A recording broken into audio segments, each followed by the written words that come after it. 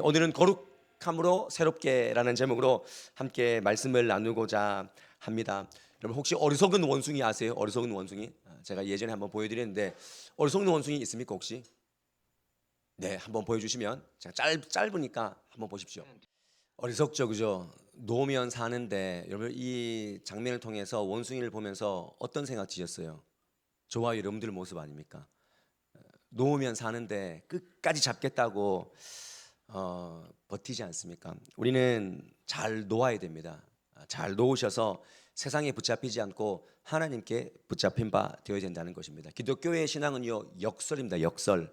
놓으면 내 것이 되는 거고요. 죽어야 사는 거고요. 낮아지면 하나님이 높이시는 것이 기독교입니다. 이처럼 성경에서 우리에게 계속해서 말씀해 주시는 핵심 가치가 무엇입니까? 제가 상가교회에서부터 계속해서 신앙이 뭡니까? 라고 할 때 저는 항상 이것이라고 말씀드렸습니다. 다르게 사는 것이다. 여러분 세상에서 예수 믿는데 하나님의 자녀인데 다른 것이 무엇입니까? 우리가 뭔가 다른가? 뭐가 다른 것인가? 한번 고민하자는 것이죠. 오늘 우리는 레위기 말씀을 읽었습니다. 레위기서의 핵심 말씀을 읽었습니다. 내가 거룩하니 너희도 거룩해야 된다라고 말씀하십니다. 레위기가 어떤 말씀입니까? 그 레위 지파에게 제사를 예배를 돕고 주관하는 그 레위 지파들에게 주님께서 말씀해 주시는 것입니다. 5대 제사, 7대 절기, 종교법, 의식법 이런 것들 통해서 하나님의 방식으로 살아가자라고 우리에게 말씀하십니다. 그래서 오늘 주님께서 우리에게 거룩하기를 원하십니다. 오늘 이 얘기가 새로운 이야기입니까? 했던 이야기입니다. 7월달 한 달 동안요 우리가 상가교회에서 처음 예배 드릴 때 그 말씀을 다시 한번 우리가 처음 마음 잊지 말자. 우리가 헌당 1주년이 되어서 이렇게 마음을 좀 새롭게, 그래서 광야 영성으로 새롭게, 부르심 앞에 새롭게, 예수 소망으로 새롭게, 오늘 거룩함으로 새롭게 하는 그런 말씀으로 섰습니다. 여러분 거룩하면 우리는 이런 이미지를 떠오릅니다. 뭔가 조용하고 차분하고, 목사님의 거룩은 할렐루야 약간 이렇게 해줘야 뭐 거룩한 그런 모습, 그것이 아니라는 것이죠. 거룩은 코데시, 카도시 이런 헬라어와 히브리를 쓰는데요. 이것은 뭔가 분리되고 다르다는 것입니다. different, separate 이런 의미가 있지 않습니까? 그냥 세상을 등져라라는 뜻이 아닙니다. 거기서 잘 분별해가지고 섞이지 말라는 것입니다. 오늘 여러분들에게 저는 이 한 단어를 좀 잘 생각했으면 좋겠습니다. 거룩은요 섞이지 않는 것입니다. 여러분 이 명제만 오늘 다시 한번 잘 가지고 가십시오. 거룩은 섞이지 않는 것이다. 물들지 않는 것, 퇴색되지 않는 것, 섞였다는 것 자체가 퇴색 아니겠습니까? 참기름이 왜 참기름입니까? 진짜 기름만 담아놨기 때문에 참기름입니다. 여러분 휘발유가요 왜 가짜 휘발유가 됩니까? 진짜 휘발유가 99% 있어도 1%의 가짜 휘발유가 들어오면, 가짜가 들어오면 그건 진짜가 아닌 것입니다. 우리는 얼마나 많은 부분, 내가 예수를 믿고 예배를 드리고 있지만 상당 부분은 주님께 집중하고 있지만 내 안에 얼마나 가짜가 많이 섞여 있는가. 성경의 많은 성경의 인물들이요 섞였을 때 하나님께 버림받고 책망받았습니다. 초대 이스라엘의 왕이 사울 아니겠습니까? 사울이 왜 폐위당했습니까? 하나님의 말씀을 버렸습니다. 하나님의 말씀에 자기의 생각이 들어오고 경험이 들어오고 세상의 원칙이 들어오니 하나님이 그를 버렸습니다. 네가 내 말씀을 버렸으니 나도 너를 버리겠다. 그러나 반대로 다니엘은 어떻습니까? 다니엘은 바벨론의 포로로 붙잡혀갔지만 왕의 음식을 거부했습니다. 이것은 객기가 아닙니다. 나 그거 안 먹어도 살아. 그런 말씀이 아닙니다. 다니엘서 1장 8절 말씀에 보면 이런 말씀이 있습니다. 다니엘은 뜻을 정하여 왕의 음식과 그가 마시는 포도주로 자기를 더럽히지 아니하리라 하고, 이것이 어떤 의미냐면 그는 바벨론의 신의 잠치에 참여하지 않겠다는 것입니다. 잘 구별해서 하나님 주신 은총으로 내가 여기서 버텨보겠다. 여러분 왜 그렇습니까? 왜 다니엘이 이렇게 삽니까? 함부로 섞이면 섞인 것이 나를 괴롭게 하는 것을 알기 때문에 섞이지 않았습니다. 애시당초에 그걸 거절한 것입니다. 여러분 오늘날 시대는요 다 혼돈의 시대입니다. 융합의 시대입니다. 제4차 산업혁명을 통해서 우리는 초연결의 시대 가운데 우리가 살아가고 있습니다. 저는 사회복지과를 나오는데 오늘날 사회복지는요 그냥 사회복지가 아니더라고요. 상담 심리 사회복지학과 이렇게 나가더라고요. 다 연결시켜놨어요. 그리고 교육도 공학하고 막 연결되어 있고 이런 식으로 다 연결되어져 있습니다. 이럴 때 하나님께서 우리에게 뭘 원하십니까? 네 거룩해야 된다. 거룩해라. 그 거룩이 뭐냐? 섞이지 않는 것, 마구잡이로 섞이지 않는 것인 겁니다. 세상 풍조와 섞이고 세상 문화와 섞이고 세상 신과 섞이고 내 생각과 섞이고 오늘날 한국교회 얼마나 많은 성도들이 섞여 있습니까? 하나님 집중합니다 해놓고는 몰래 가서 점을 봅니다. 우리 권사님들이 그렇게 점을 많이 본대요. 점을 많이 보는 이유가 뭡니까? 교회에서는 내가 내 문제를 얘기하면 삽시간에 퍼지는데 점집은 얘기를 안 한대요. 소문이 안 난대요. 그러니 그 점집에서 뭐라고 붙여놨다고요? 교회 다니다가 안 되는 사람들 오세요. 이게 얼마나 우스운 이야기입니까? 우리가 섞어 놓은 겁니다. 우리 스스로가 섞어 놓은 것인 겁니다. 그래서 기억하십시오. 섞이지만 않으면 우리가 하나님의 뜻과 결정에 아주 빨리 그 하나님의 뜻을 받을 수 있다는 것입니다. 섞이지만 않으면 하나님에 대한 결정, 하나님에 대한 뜻이 나한테 확실히 온다는 것입니다. 우리가 섞여 있기 때문에 혼미한 겁니다. 우리가 왜 판단력과 결정력이 떨어지는가? 다 섞여 있기 때문에. 그래서 저는 여러분들이 자녀를 위해서 기도할 때 여러 가지 많은 것을 위해서 기도하시겠지만 저는 이 기도가 꼭 있어야 된다고 생각합니다. 주님, 우리 자녀들이 섞이지 않게 하옵소서. 세상 신과 세상 문화와 섞이지 않는 자녀들 되게 해주십시오. 우리가 이 기도가 진심으로 우리 가운데 있을 때 다니엘이 어떤 은총을 받았습니까? 세상 사람들보다 그 지혜와 총명을 하나님이 10배를 주셨습니다. 왕의 음식을 거부하니 내가 바벨론의 신의 잔치에 내가 섞이지 않겠다. 그 결정이 빨라지니까 하나님의 뜻이 빨리 오지 않습니까? 팔복에 보면 팔복이 8가지 복인데 6번째 복이 마태복음 5장 8절 말씀에 이렇게 기록되어져 있습니다. 한번 읽어볼까요? 시작. 마음이 청결한 자는 복이 있나니 그들이 하나님을 볼 것이요 그랬습니다. 여기 보면 마음이 청결하다라는 이 단어를 헬라어로 카타로스라고 적었습니다. 카타로스 이 단어를 취했습니다. 근데 이 카타로스가 영어에 혹시 많이 들어봤을 것입니다. 카타르시스. 이 카타르시스가 카타로스라는 단어에서 파생이 된 것이죠. 이것은 뭔가를 몰두했을 때 사실 이 단어 자체가 무슨 의미다라는 것을 뭐 문학적으로나 심리학적으로나 의학적으로 밝혀지지 않았습니다. 근데 중요한 것은 뭐냐면 뭔가가 해소되고 안정감을 느끼고 깨끗한 상태, 그 상태가 언제냐면 내가 몰입할 때, 내가 뭔가 한 가지에 잘 몰입할 때 너무나 당연하지 않습니까? 마음이 청결한 자가 하나님을 본다는 것은 내가 하나님을 몰입할 때, 다른 것이 아니라 하나님께만 몰입했을 때 내가 청결한 자가 되어서 하나님을 보는 것입니다. 너무 당연하죠. 하나님만 보니까 하나님이 보이는 것입니다. 근데 우리는 하나님도 보고 세상에 곁눈질도 하니까 하나님이 온전히 보이지 않는 것입니다. 이게 너무나 당연한 논리입니다. 그래서 오늘 우리에게 하나님께서 뭘 원하십니까? 섞이지 말고 하나님께 몰입하는 인생이 되어라. 그것이 거룩을 추구하는 것이다. 몰입은요, 집중하는 것입니다. 근데 집중할 때는요, 뭔가를 포기해야 되는 것입니다. 우리가 한 곳에 집중할 때는 내 모든 것을 어떤 건 저걸 집중하는데 불필요한 그 모든 요소를요 버리고 포기하는 것입니다. 여러분들이 오늘 주일을 결정했지 않습니까? 내가 경북도청 서북에 오늘 2부 예배를 선택했지 않습니까? 물론 하나님의 은혜로 선택되어졌지만 그 많은 이것을 포기하게 하려는 그 수많은 것을 그 집중력을 떨어뜨리게 하는 그 모든 요소들을 여러분들이 오늘 포기한 겁니다. 하나님께 집중하기를 원한다면 하나님을 보지 못하게 하는 그 모든 세상의 것들을 잘 포기할 수 있는 여러분들 삶이 되셔야 됩니다. 저는 오늘 여러 가지 뭐 찬양도 있고 영상도 보여드리고 여러 가지 했는데 그림도 하나 가지고 왔습니다. 올 7월 말 여러분들이 이제 그 휴가를 가지 않습니까? 오늘 여러분들 시원한 마음으로. 그러나 뭐 제가 그냥 준비했겠습니까? 다 의미가 있게 준비했겠지 않습니까? 여러분 오늘 이 보여드리는 그림은요, 빛의 화가라고 하는 렘브란트의 작품입니다. 렘브란트가 해양화 중에서 굉장히 유일한 그런 작품이라고 하는데 갈릴리 바다에서 폭풍우를 만난 그리스도라는 제목으로 렘브란트가 그림을 그리는 거예요. 그린 겁니다. 이게 미국 보스턴 물어봐야겠어요. 미국 보스턴 그 슈투어트 가드너 미술관 갔다 왔는지. 그 1990년도에 이 그림이 도난당했습니다. 그래서 지금은 액자만 덩그러니 있다고 합니다. 저도 가보고 싶은데 이게 그 당시의 가격이 5,500억이었습니다. 여러분 그거 찾으러 가야 되지 않겠습니까, 여러분?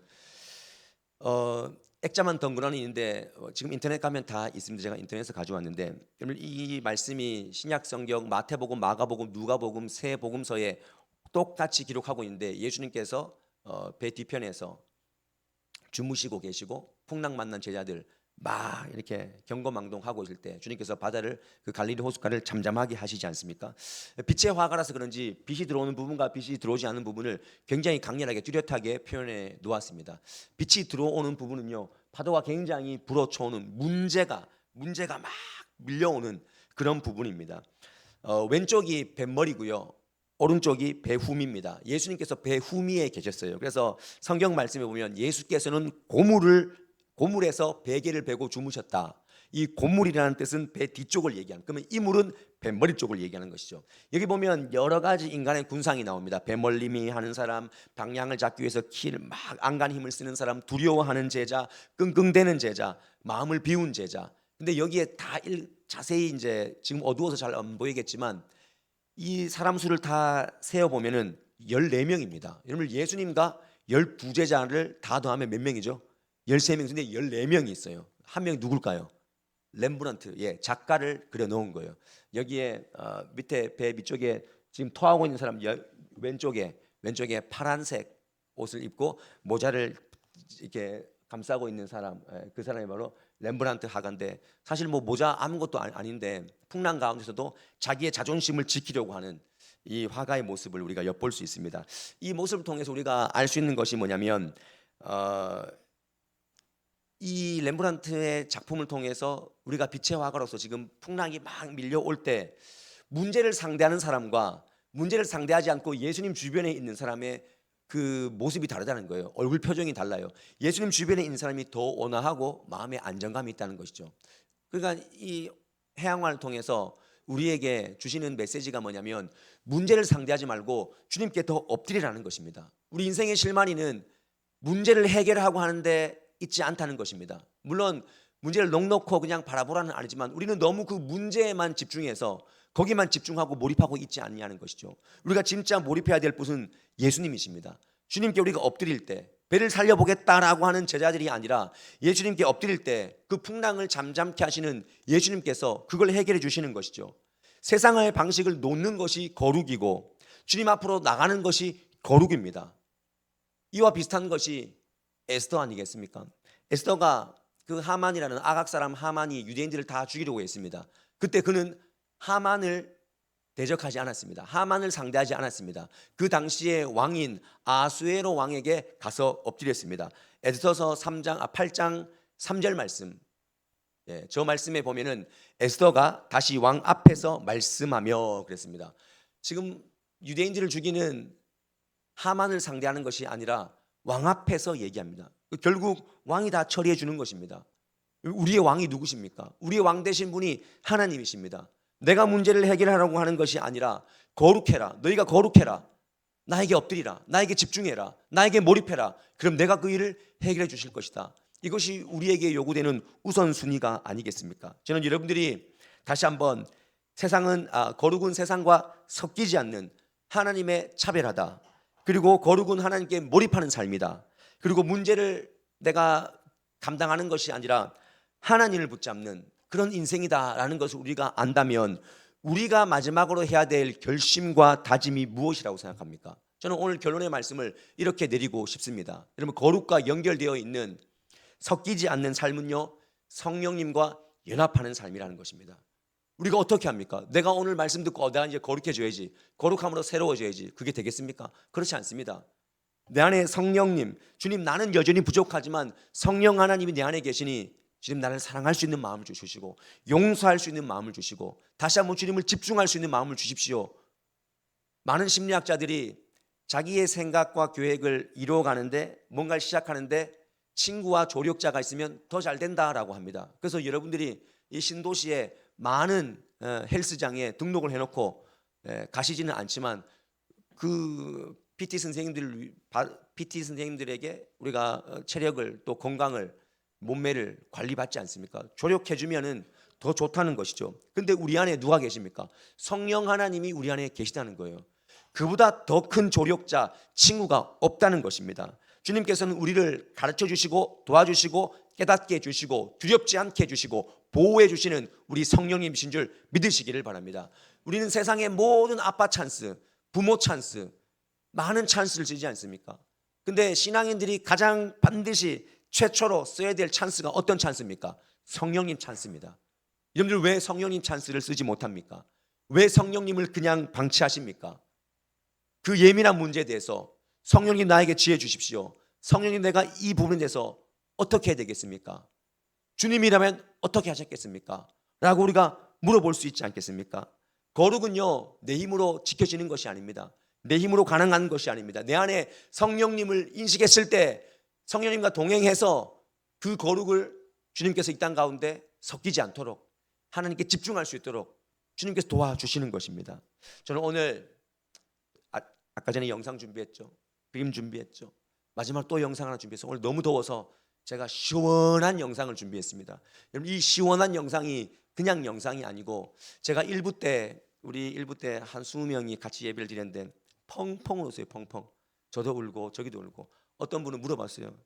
저는 그분의 그 삶 때문에 그랬는 줄 알았는데 저 모습이 내 모습이었다. 저는 그 모습이 자기 아들인 줄 알았는데 아니요, 저 모습이 제 모습이었어요 하고 이렇게 고백하더라고요. 그래서 전부 다 울었어요. 전부 다. 한 분도 빠짐없이. 뭐 운 게 중요한 게 아니라 이 영상 안에 하나님께서 오늘 여러분들에게 깊은 깨달음을 주실 줄 믿고 4분짜리 영상인데요. 한번 보십시오. 너무나 단순합니다. 한번 보시면서 우리 하나님의 마음을 좀 느꼈으면 좋겠습니다.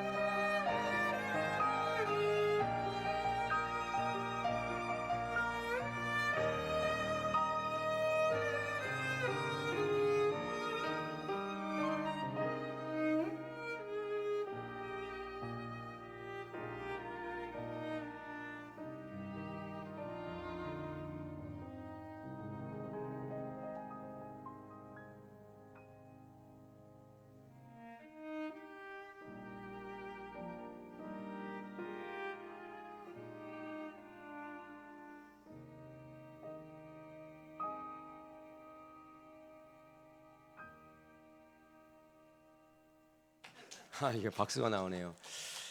여러분들 그 아기곰의 집중력이 몰입이 엄청나지 않습니까? 여러분들 저 가운데 누가 더 애탔을까요? 예, 위에 있는 엄마곰인지 아빠곰인지 모르겠지만 저는 엄마곰 같아요. 엄마가 더 애타하지 않을까. 이 처절한 곰의 모습을 보면서 우리도 그렇게 느껴질 수가 있습니다. 사실 엄마곰이 이렇게 뭐 많이 하는 건 없지만 애타게 기다리면서 응원해주고 인내해주고 그 자리에 머물러 있지 않습니까? 우리 삶 가운데도 마찬가지입니다. 하나님께서 멀리 계시는 것 같고 성령님이 내 안에 계시지 않은 것 같은 그런 마음이 있지만 주님께서는 우리보다 더 애타하시고 탄식하시고 기도하시고 기다리시는 분이라는 사실을 여러분 기억하십시오. 우리는 미끄러지고 실패하고 반복하고 또 넘어지겠지만 하나님은 우리에게 말씀해 주시는 것이죠. 기다려 주시는 것이죠. 네가 반복하고 있냐? 네가 넘어지고 있냐? 그럼에도 불구하고 내가 너를 더 지키고 있고 내가 너를 더 기다리고 있고 내가 너의 곁에 있다 라고 우리에게 말씀하십니다. 쭉 미끄러지지만 우리 다시 한번 올라가십시다. 거룩으로 다시 한번 새롭게 되어지는 그런 은혜가 있기를 간절히 소망합니다. 내가 완성하는 것이 아니라 하나님이 성령님이 함께 완성해 주실 줄 믿습니다. 우리 그런 마음으로 우리 이 찬양으로 주님께 영광 올려드릴 때 여러분들의 삶은 허무한 것 같고 고통 가운데 있는 것 같지만 성령이 우리 안에 함께 계십니다. 오늘 그런 힘을 얻어서 주님께 나아갈 수 있었으면 좋겠습니다.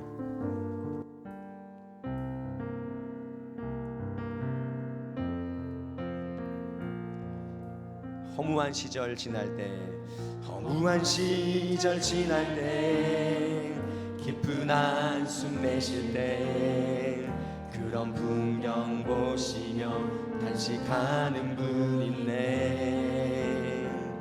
고와 같이 너희를 버려두지 않으리. 내가 너희와 영원히 함께하리라. 우리 2절로 억눌린 자 갇힌 자 억눌린 자 갇힌 자 자유함이 없는 자 피난처가 되시는 성령님 계시네. 주의 영이 계신 곳에 주의 영이 계신 곳에 참 자유가 있다네. 진리의 영이신 성령이 오셨네. 성령이 오셨네. 성령이 오셨네. 내 주에 보내신 성령이 오셨네. 우리 인생 가운데 진히 찾아오셔서 그 나라 꿈꾸게 하시네. 성령이 오셨네. 성령이 오셨네. 성령이 오셨네. 내 주에 보내신 성령이 오셨네. 우리 인생 가운데 친히 찾아오셔서 그 나라 꿈꾸게. 우리 그 자리에 일어나셔서 성령이 오십니다. 성령이 오셨네. 성령이 오셨네. 아멘. 내 주에 보내신